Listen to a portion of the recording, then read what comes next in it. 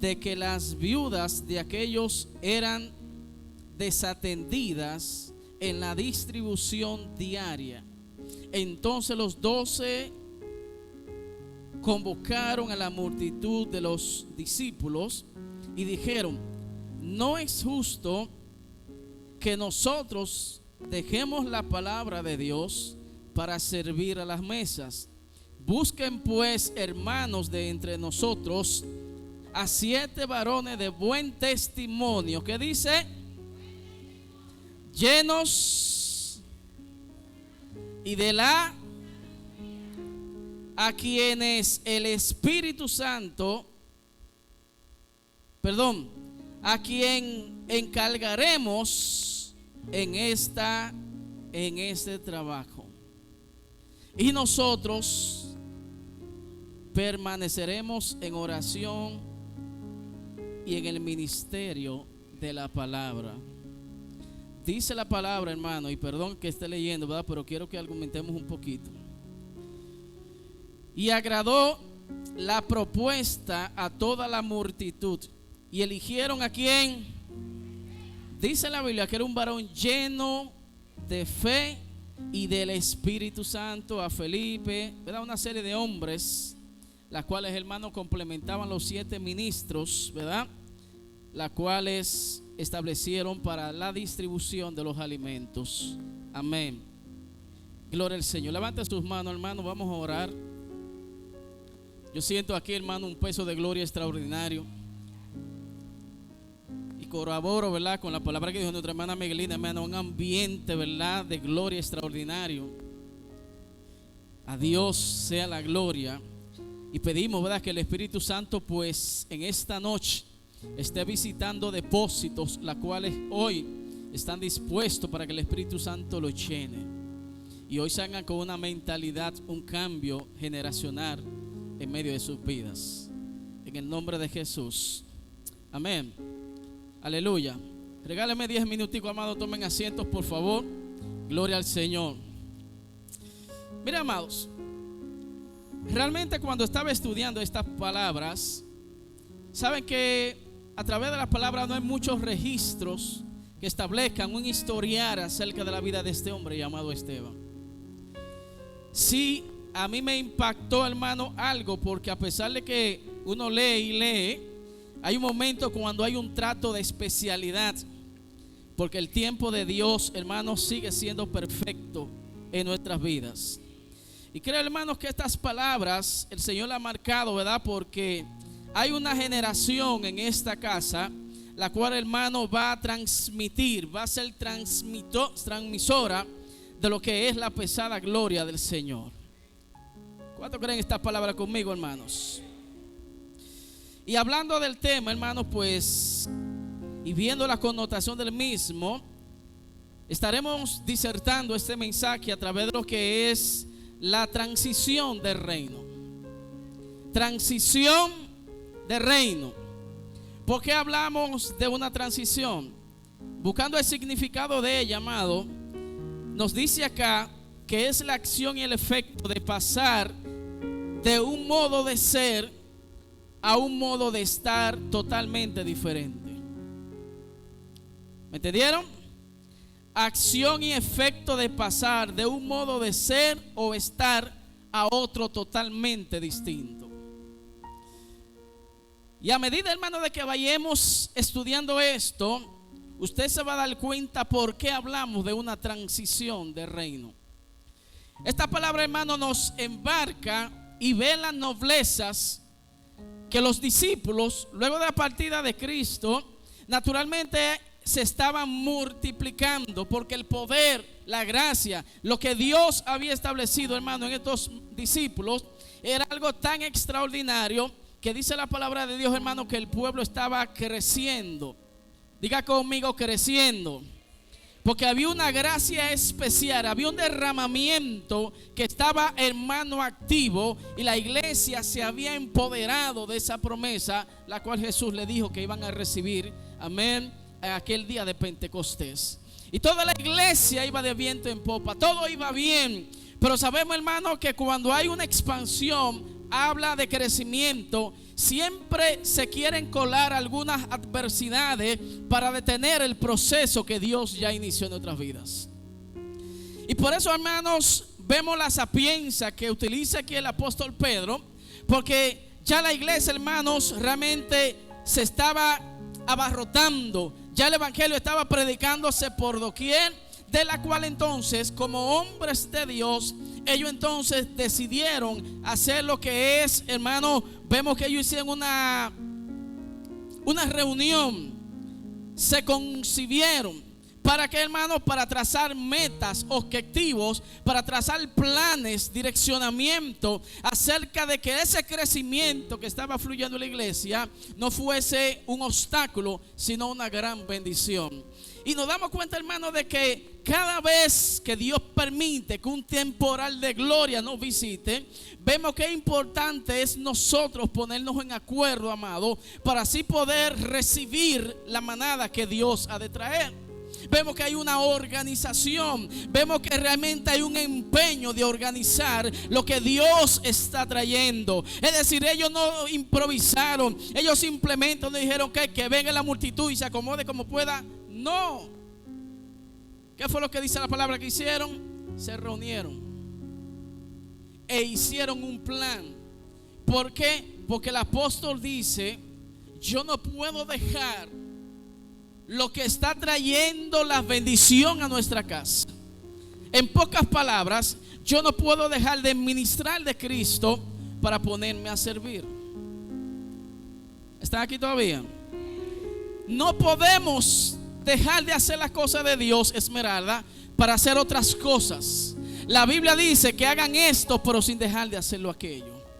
Y vemos que ellos entonces, como hombres de sabiduría, porque poseían el Espíritu de Dios, hermano, hicieron un convenio, una reunión.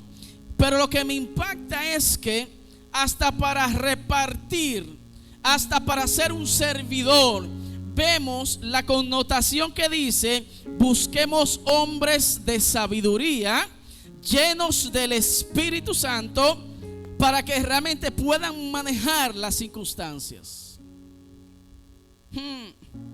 O sea, el hecho, hermano, de que tengamos alguna responsabilidad ministerial que desde un aspecto de vista se ve como muy poco, muy simple, nos damos cuenta, hermano, que cada detalle, cada elemento dentro de la casa de Dios cuenta como algo grande e importante. Vean la determinación. Lo primero que se enfoca es: busquemos hombres de testimonio. Porque para todas las cosas que vayamos a hacer del Señor, necesitamos tener un testimonio tangible para que la humanidad no nos pueda acusar. Y algo muy importante, hermanos, ser llenos del Espíritu Santo. Porque ¿qué opera dentro de esas circunstancias si el Espíritu Santo no nos embiste?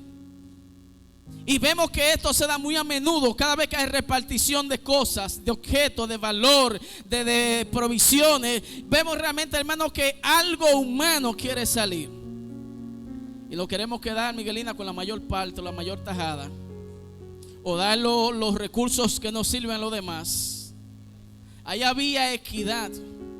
Ahí había, hermanos, realmente algo que nadie podía sentirse lacerado por las circunstancias.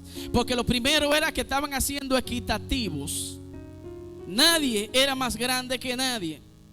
Y le hago esta introducción, hermanos, para que realmente entendamos qué es lo que la Biblia realmente da traste al nacimiento de este hombre llamado Esteban, el cual estamos tratando. ¿Por qué? Porque Esteban es aquí cuando se menciona, y el apóstol Pedro le dice: seleccionemos a Esteban, que es un hombre del espíritu de testimonio y tiene la sabiduría de Dios. Y veo que a Esteban, hermano, lo pone con otros 6, complementando un número de 7 hombres, las cuales estaban a cargo, en la disposición, en la disponibilidad de servir lo que se estaba brindando, ¿verdad?, para la equidad de aquellos tiempos. Y algo que me impacta, hermano, es que al Esteban estar lleno del Espíritu Santo, solamente basta, hermano, de que tú te pongas en acuerdo con Dios para que las tormentas y la marea empiecen a levantarse. Solamente hace falta, hermano, que tú des ese paso de firmeza en Dios para que el reino de las tinieblas se levante en tu contra. Y vemos, hermano, que luego de este posicionamiento de Esteban, la Biblia relata, hermano, que a Esteban lo arrestan. La Biblia relata, hermano, que hubieron hombres, ¿verdad?, las cuales no le caían bien, Esteban bien a ellos. ¿Por qué? Por lo que se estaba disertando a través de este hombre, porque el crecimiento de la iglesia estaba siendo incrementado demasiado. Y esto, hermano, al Satanás le molesta cuando la iglesia está en crecimiento, está en expansión, cuando tu ministerio cae en gracia. Hay alguien que le molesta que tú avances y puedas progresar en el mundo espiritual. Y la Biblia establece, amado, que sobre Esteban se levantaron calumnias. Y hubieron hombres que le pagaron a estos hombres, ¿verdad?, para que dieran falso testimonio acerca de Esteban. Y vemos, ¿verdad?, que empiezan a levantar calumnia y empiezan a decir que Esteban está contra la ley ya que Moisés había establecido. Y empieza entonces aquí un levantamiento contra este hombre del Señor. ¿Siguen aquí, hermanos? Y si vemos en el capítulo 7, hermano, nos damos cuenta de que Esteban fue llevado ante un concilio. Es decir, en aquellos tiempos, hermano, había un clero, ¿verdad?, que era que regía las normativas de los pueblos o las ciudades. Y Esteban fue llevado delante de ellos porque esto era considerado herejía para ese pueblo. Y vemos que cuando Esteban está frente al concilio, hermano, a mí me impacta este hombre porque Esteban no tiene temor. Porque si algo Esteban está seguro, es el Dios que está proclamando. Si algo Esteban tiene seguro, es que ese Dios que lo envió a predicar, que lo llenó, que lo envistió, Él no es quien para determinar y negar la eficacia de lo que Dios ha estado haciendo en su vida. Porque es muy bueno, predicar es muy bueno, hermano, realmente hablar de un reino. Pero cuando tú eres enfocado, cuando tú eres confrontado, muchas veces nos retractamos lo que estamos predicando acá. Y muchas veces, hermanos, cuando nos vemos delante de las autoridades o delante de cualquier escenario, amén, que nos quieran inculpar, muchos se retractan de la verdad de Cristo en medio de sus vidas. Y este hombre, hermano, me llenó de gozo, me llenó de alegría, hermano, ver, amén, la convicción de fe tan elevada que este hombre tenía, que no le importó que lo llevaran delante, ¿verdad?, de aquel concilio, él pudiendo haber negado quizás todas esas cosas para librarse de ello. Y vemos que delante del concilio, hermano, y aquí es que viene la gran incógnita, una de ellas, y es que Esteban pudo quizá decir: lo que ellos dicen no es cierto. Tan simple como eso. Lo que ellos están diciendo contra mí es falso. Es una negación simple. Pero ¿qué pasa, hermanos? Esteban pudo ver frutos en medio de la adversidad. Esteban evidenciaba que el evangelio de Cristo delante de aquellas personas que no era muy común que recibieran el evangelio, Esteban dijo: yo tengo que aprovechar la oportunidad que tengo en este momento. Y hay oportunidades, hermano, que Dios te brinda a ti, que me brinda a mí, que no se repiten dos veces. Y hay que aprovechar el escenario donde Dios te está catapultando para que realmente el reino de Dios sea establecido. Y lo que da cosa, hermano, es que hay muchas personas ignorantes, ¿verdad?, que cuando ven estos caminos lo que se ponen es a criticar, a murmurar, y no aprovechan la plataforma que el mismo Dios te está creando para que tú te catapultes, para que tú puedas expresar acerca de ese reino que tú tienes dentro. Y vemos que Esteban, hermano, en vez de defenderse y tomar una posición, ¿verdad?, quizás de que lo están menospreciando, lo están metiendo en un cerrojo que no es culpa de ellos, lo que Esteban dijo es, y empieza desde el 7 a hablar acerca de lo que es el reino de Dios.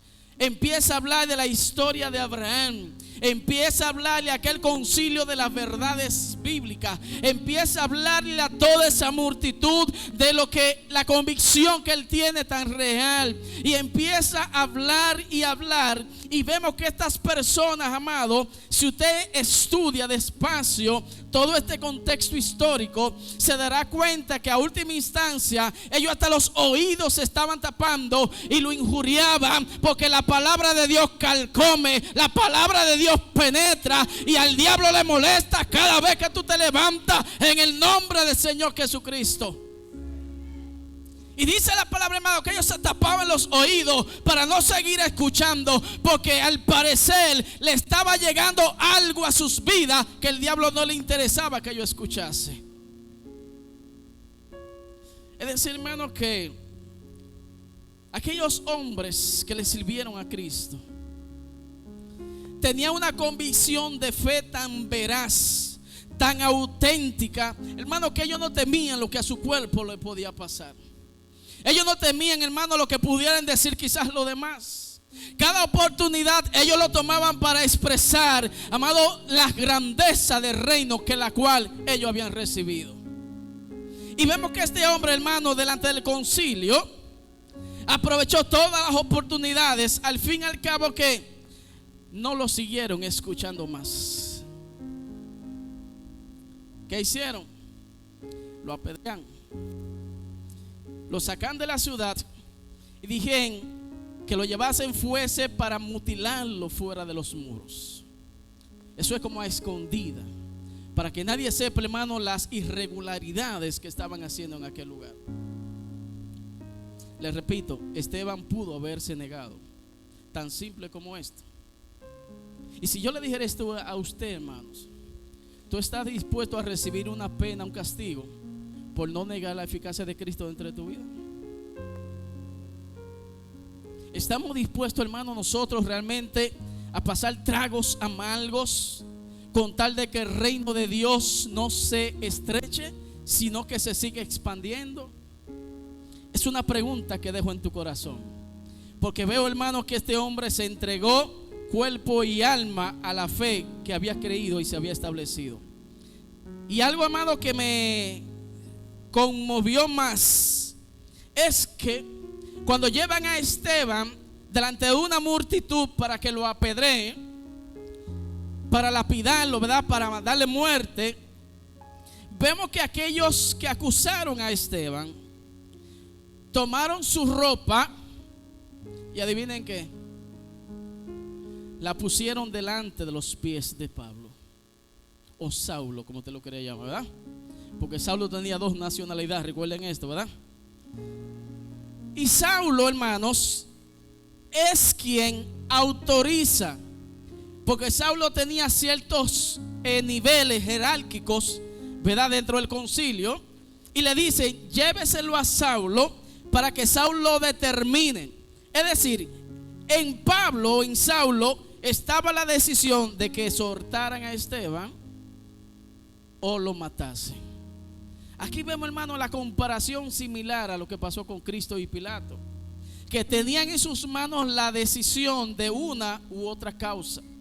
Pero vemos que cuando el pueblo, hermano, estaba revuelto, aquellos hombres por mantener su postura, por mantenerse, como decimos dominicanamente, frío, ¿verdad?, con los estándares gubernamentales, Saulo simple y llanamente concibió y aceptó que a Esteban le dieran muerte para que no se levante, ¿verdad?, algún régimen contra aquel imperio que estaba gobernando. ¿Cuál fue la causa, hermano? Que mientras Esteban le estaba dando pedradas, que mientras estaban golpeando a Esteban, qué locura, hermano, que aquel hombre, en vez de quejarse de los golpes de las piedras, aquel hombre miró hacia arriba. Y dice la palabra, hermano, que los cielos se abrieron. El reino de Dios estaba atento al clamor de aquel hombre que estaban lapidando en ese momento. El reino de Dios se puso en pies, porque había un hijo de Dios que estaba allí de rodillas, que por causa del reino lo estaban martirizando, que por causa del reino lo estaban apedreando. Y aquel hombre dijo: para que el reino no se escasee, tengo yo que callar mejor para pagar con mi vida y que el reino siga en expansión. Wow. Mira, hermanos, y yo decía: wow, pero este hombre es tremendo. Porque a nosotros de cualquier cosita nos volvemos una cantaleta hablando y como que nos autodefendemos. Y hermano, aquel hombre estaba recibiendo pedradas. ¿Cuántos están conmigo aquí, hermanos? Aquel hombre, los peñones, amados, para matar a alguien, no era una roca como bien perfilada, era, hermano, piedra para matar, para quitarle la vida a alguien. Con furia. Porque en esos hombres había un gobierno del reino de las tinieblas, la cual, hermano, el odio hacia aquel hombre era mayor. Y cada vez, hermano, que yo me introduzco a esa historia, yo elevo mis pensamientos para tratar de comprender, ¿verdad?, algunas y tener una clara visión o algo representativo del entonces. Y aquel lugar quizás, hermano, era un lugar inhóspito, preparado para una ejecución. Pero ¿qué pasa? Quien en ese momento están ejecutando es alguien que no tiene culpabilidad de lo que le están acusando. Y vemos, amados, cómo Dios respalda a sus hijos aquí en la tierra. La Biblia dice que el reino se abre, hermano. Y Esteban exclama y dice: yo veo los cielos abiertos. Y tan fácil, Miguelina, que eso nos hace a nosotros decir: yo tengo cielos abiertos, cuando la conducta, cuando tu testimonio difieren de lo que tú estás hablando. Porque para tener los cielos abiertos, tú necesitas tener un reconocimiento en el mundo espiritual. Cielos abiertos no todo el mundo posee, porque eso es una delegación que Dios le asigna a los hombres temerosos y piadosos de Él. No todo el mundo puede darse el traste de decir que camina bajo los cielos abiertos. Es una palabra mayúscula. Y aquel hombre, en medio de aquel martirio, exclamó y decía: Padre, perdónalo, porque el corazón de un hombre de Dios no guarda rencor. Aleluya. No está viendo lo humano, está viendo que detrás de esos hombres hay un imperio operando de las tinieblas. Y Esteban, hermano, nunca abandonó su posición. Nunca blasfemó. Le dijo: Dios, ¿por qué por tu culpa me está matando? Lo contrario, Esteban exclamó y dijo: Dios mío, yo estoy listo para ti. Es decir, hermano, hay que tener de verdad conocimiento. Hay que tener destreza, hermano, para que en medio de una adversidad como esta, tú puedas todavía seguir, estar esperanzado en ese Dios que te prometió. Para tú estar viendo el mundo espiritual cuando todo tu entorno es oscuridad, cuando todo en tu círculo es contrario a lo que tu fe profesa. Es difícil, mirarlo. Imagínese aquel hombre, hermano, hincado, y pedradas, y cada vez que llega un peñón, hermano, como que a nosotros se nos va. Porque a mí me dan un golpe, yo me olvido de la fe alguna vez. Y aquel hombre, hermano, estaba soportando. Y pedrada, y aquel hombre, hermano, miren, con esa paz. Por eso Jesús dice: yo doy la paz la cual el mundo no ofrece. Imagínese, hermano, en medio de un disturbio, y tú puedes elevar tu mirada y decir que tú ves los cielos abiertos. Es cuando, hermanos, estos hombres toman la ropa de Esteban, algo que aparentemente es inservible, pero el hombre que porta a Dios, hasta los elementos exteriores portan su gloria. Repito, el hombre que porta a Dios, hasta los elementos exteriores son capaces de transformar vidas. Dice la palabra, hermano, que toman la ropa, y mire qué coincidencia. ¿Delante de quién la pusieron? Pudo haber sido cualquier otro. Pudo haber sido cualquier otra la historia.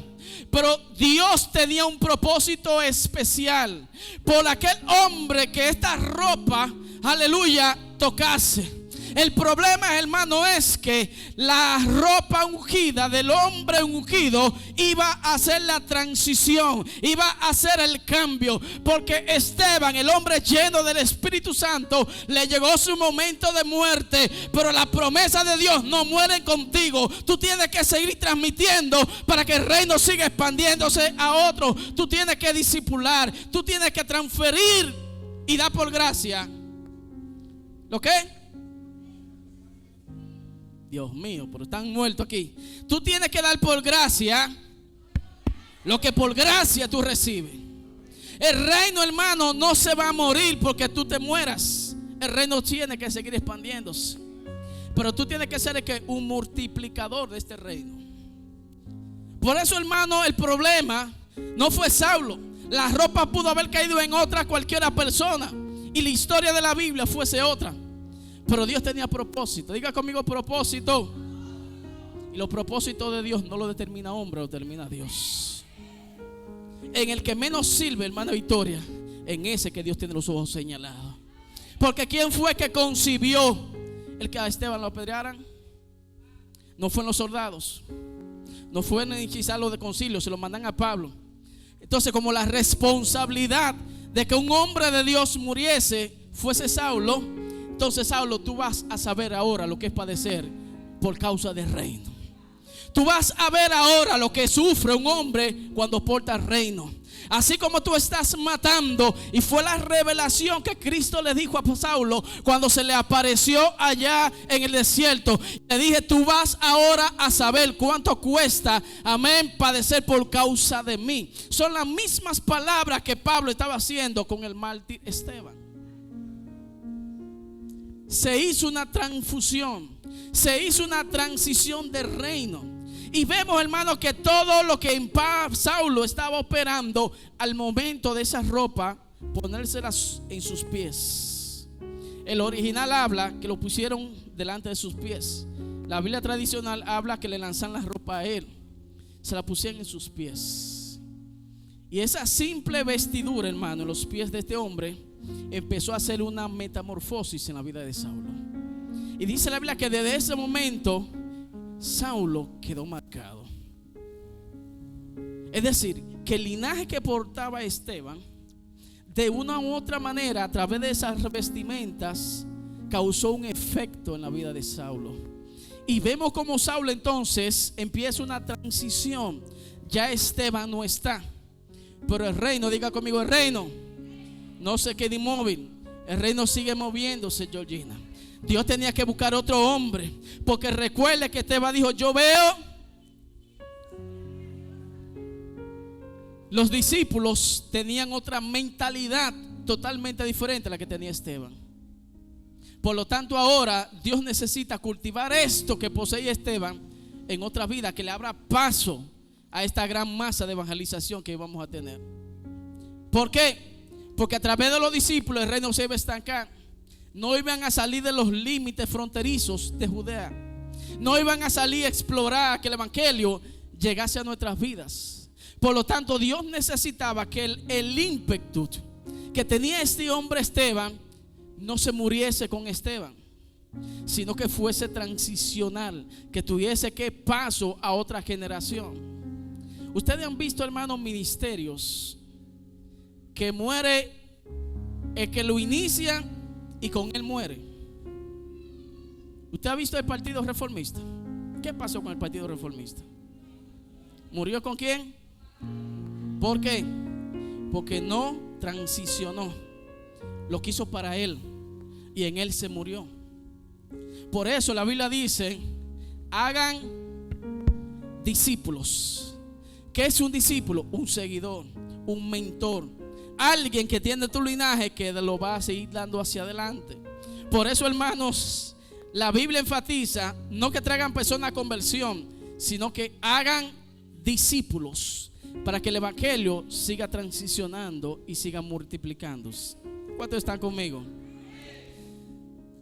A tal grado, hermanos, que la Biblia dice que en un momento Dios dijo: Pablo, Saulo, llegó tu turno. Y cuando llega el tiempo de Dios, te puede ir a las montañas, te puede escapar de la iglesia, te puede esconder, te puede ir a lo profundo del mar. Y cuando el propósito de Dios está de ti, te alcanza porque te alcanza, sin importar dónde te metes. Dale un aplauso a Cristo, hermano. Que su propósito nos alcanzó. Aunque huimos, el propósito nos alcanzó. Porque dice la Biblia, hermano, que esto no es de quien corre, ni siquiera de quien quiera, Ruth, sino de aquel. ¿Cómo que dice? Wow. Es decir, hermano, que otros desearían lo que tú y yo portamos.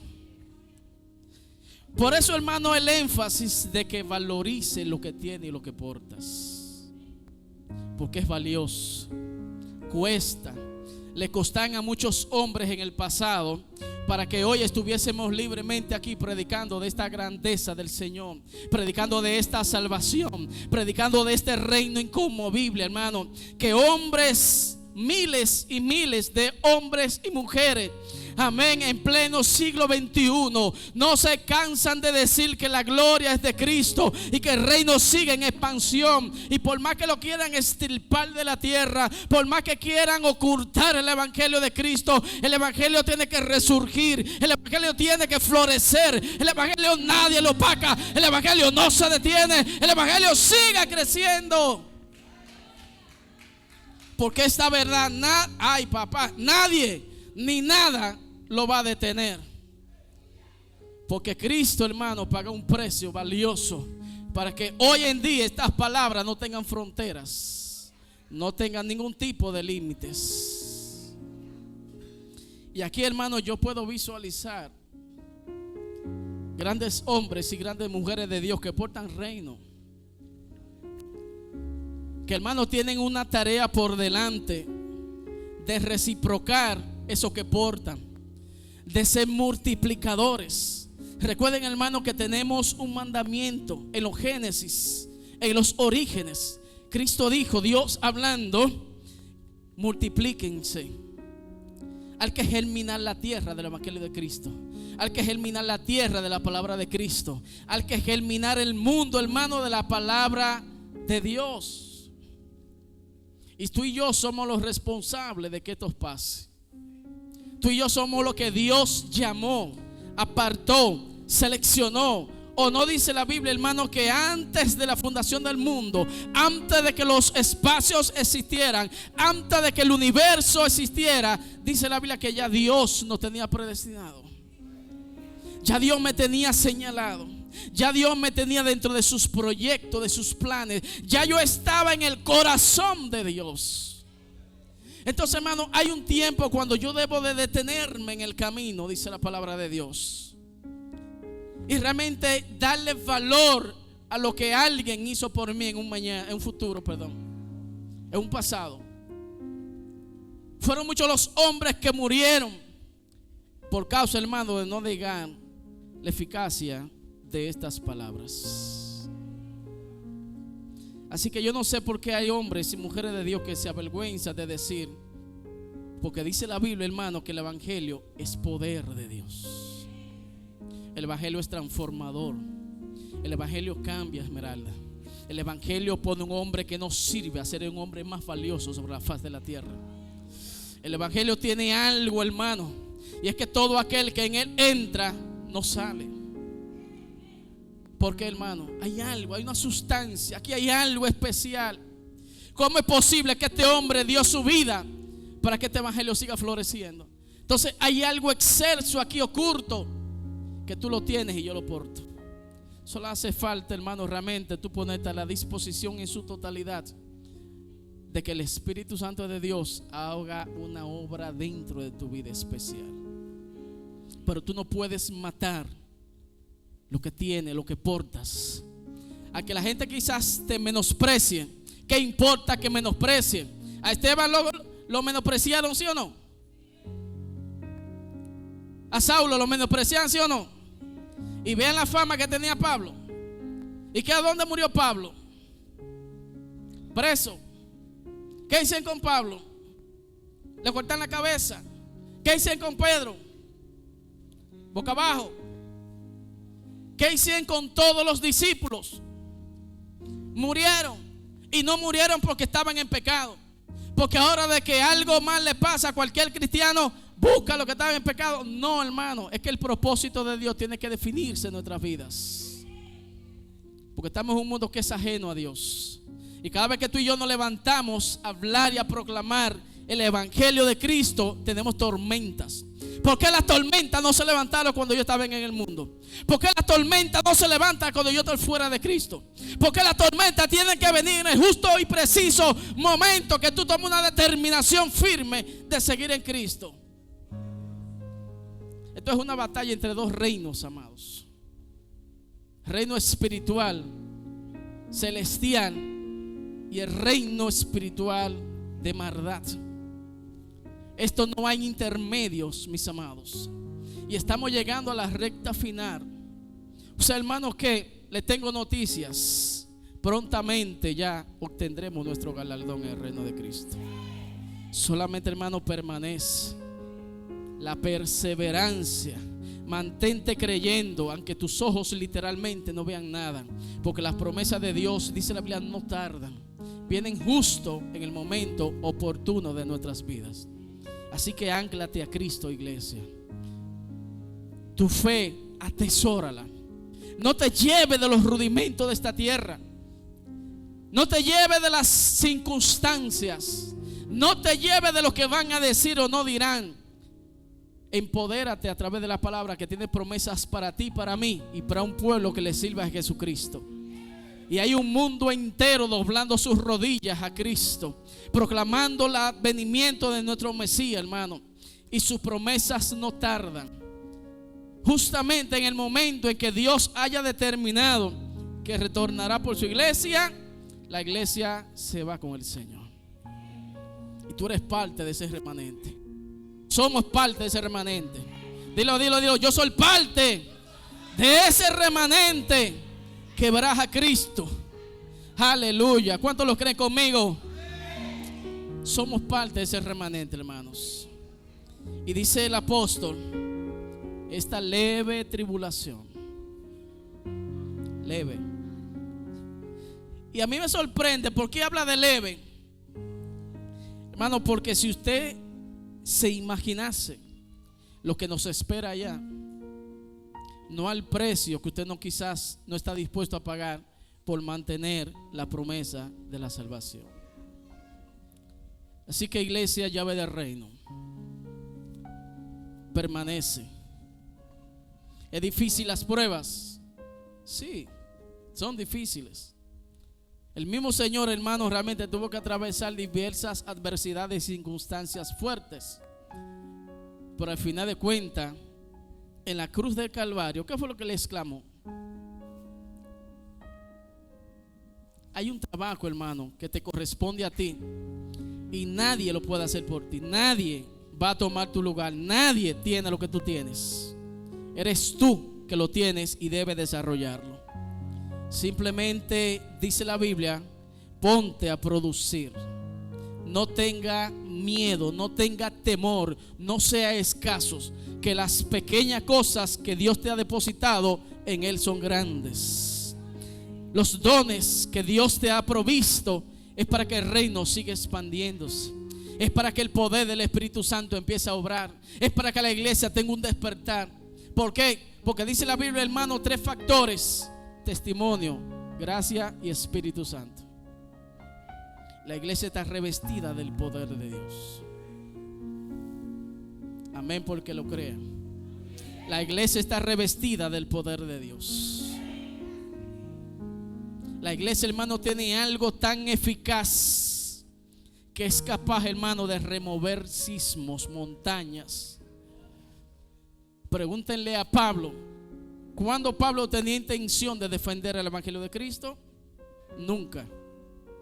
Hasta que una ropa, una prenda, tocó los pies de este hombre. O sea, imagínate si fue la ropa. Imagínate cuando tú ores por alguien, ¿qué no hará el reino de Dios a tu favor? Caminar bajo los cielos abiertos, iglesia, tiene un precio. Cuesta, pero vale la pena pagarlo. Porque tú vas direccionado y tú te harás como ciego, ¿verdad? Ante las adversidades, porque tú vas a caminar no por lo que tus ojos físicos ven. Tú vas a caminar por un propósito, una línea que ya Dios trazó. Y tú no tienes que ver ni a la derecha ni tienes que ver a la izquierda. Tú tienes que proseguir al blanco, que es Jesucristo, y ponerte un alabastro aquí como los caballos, hermano, porque si ve al lado te cae. Tienes que mirar hacia arriba, siempre de frente. Dice la Biblia, hermano, que hubo alguien llamado Jesucristo, al cual los demonios tienen temor, al cual los demonios dicen: no me predique en el nombre de ese Señor, no me predique, porque Él tiene que autoridad. El nombre de Cristo tiene que autoridad. ¿Sobre quién? Sobre todos los espíritus. No hay mayor espíritu que el Espíritu Santo de Cristo. Entonces mi pregunta es: ¿cuál es tu temor? Si el Espíritu Santo está dentro de ti, ¿a qué le temes? Cuando Satanás mismo, dice la Biblia, que se postrará delante de aquel Dios el cual tú y yo estamos proclamando. Satanás sabe cuál es su final, y él tiene temor de enfrentar su realidad. Y tú tienes la capacidad, la potestad, la autorización de ese Dios de caminar por encima, hacerle de todas las adversidades.